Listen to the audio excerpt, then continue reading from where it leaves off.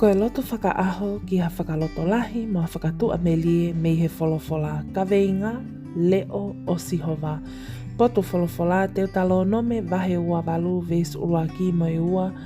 Pea e hoko o pehe ka pau te ke mātu aki whakaongo ki he leo o Sihova koho o tua. Motokanga ke whai ene ngahi tu ni kotoa. Aia o kua whei atu he aho ni. Pea toki ai koe e Sihova koho o tua. Ke mā olunga taha i he kakai kotoa pe o mamani. Pea e toki tau piri mai ke te koe ai ngahi monu ni ko e ni.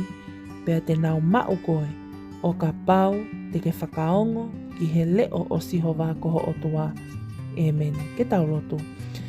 Whawheta isi isu ho o whakailo mai he ahoni. Koho leo o kua malu ai mei he awha. Moi hou tuu o e whanonga anga. Pea whawheta i ko hoku uki, kau ka whanongo ki ho leo, te ke ngaohi au, ke uma olunga taha i he kakai kotoa pe o mamani. Pea i e ku whakaongo ki ho leo, te umonu ia. I ho hua whape sisu kalaisi, ko koe hoku whakamoui. Amen. Whakamaloa ke te koe o ku ke kau mai ke ta lotu huwhia he houani. Whawheta i koe uki e wholofola o e ahoni, ko ia e whanongo ki he leo o Sihova, e ngaohia ke mā olunga taha.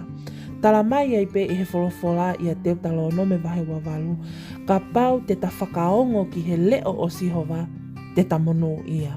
E monu ia ai fua ho manawa, mo e fua oho kere kere, te ke monu ia i ho ohu mai, pe te ke monu ia ho ohu atu.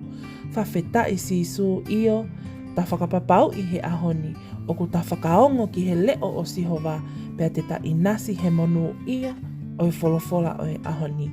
Lotu mau ai pe ki he eiki, whainga maali e kotoa pe o ke mau, pea tene whakaai si e tau ngahi fie mau kotoa pe. Don't forget to subscribe for daily prayers of hope and encouragement from the Bible. Thank you and God bless.